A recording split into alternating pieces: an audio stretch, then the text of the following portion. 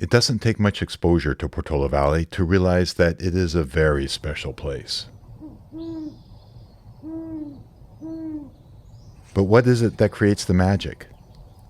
Is it the exceptional beauty of the landscape with a harmonious integration of restrained development? Is it the intentional coexistence with nature? Is it the candid acknowledgement of our natural hazards and an informed and safe approach to development that protects lives? All these, of course, contribute to making Portola Valley a magical place. But there's something much deeper and more fundamental. It's the recognition that our landscape and ecosystem provide unique and valuable assets for the entire region. It's the realization that preserving these priceless assets for future generations while living safely among significant natural hazards required a new approach to governance. It's why the general plan was created, to set forth the highest and most important values of our community, to lay out the objectives needed to fulfill them, and to guide the town's future development. Importantly, our general plan embraces multiple competing objectives and recognizes the need to honor and protect each of them. No single element of the plan overrides or outweighs the other elements.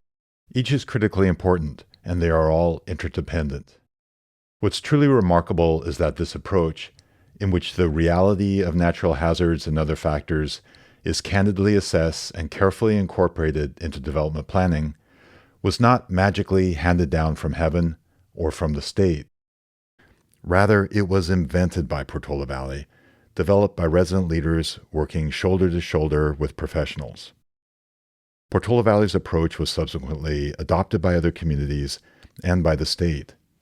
It was studied around the country and around the world, as in this Russian language textbook's examination of the Portola Valley Ranch. The general plan, the array of values its elements are designed to protect, and the objectives and principles that are laid out in each of those elements is Portola Valley's secret sauce. It's what made Portola Valley what it is. And, regrettably, it's what Portola Valley is in the process of losing. Given Portola Valley's history, given its DNA, we'd expect that, when faced with a 20% population growth in an 8-year period, Portola Valley would embrace a public process in which the impacts to all aspects of our community were carefully considered. The dozens of residents who submitted formal comments on these topics certainly reflected this expectation. But that isn't what happened. All other considerations were subordinated to housing. Here's just one example: wildfire safety. With no public review as an agendized item before the Housing Element Committee, the Planning Commission, or the Town Council, the General Plan's fire hazard map, which had been painstakingly constructed at taxpayer expense, was simply replaced by a fire map the fire district repeatedly told our town leaders was inaccurate, unsafe, and not suitable for use in development planning.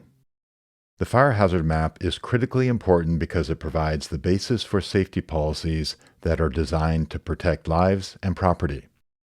In replacing the general plan's fire hazard map, the general plan's existing safety policies were simply ignored. Why? Why did town leaders replace the general plan's empirically derived and fully vetted fire hazard map, which showed extreme fire hazard at and around many of the sites proposed for dense new development, with a discredited map that showed no fire hazard in those areas? Simply removing the general plan's fire hazard map and its fire safety policies without a public and comprehensive consideration of relevant facts increases the risk to the entire community.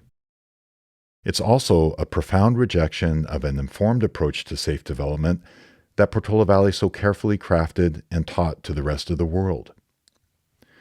And it represents an unprecedented and inappropriate exercise of power by certain staff and town council members working behind closed doors. A Portola Valley that arbitrarily guts the precepts of the general plan will quickly become a very different town. And it will incur a debt of risk to be paid in lives and property by future residents. It's not too late to implement what the general plan requires. We can acknowledge our natural hazards and implement the necessary safety measures and still comply with state mandates for growth. The housing element is undergoing a final revision. Will the Town Council direct staff to correct its earlier error and restore what all fire safety authorities agree is the most accurate depiction of wildfire hazard that we have? Will it acknowledge and accept the fire district's assessment that additional safe development measures are necessary to protect the community and firefighters?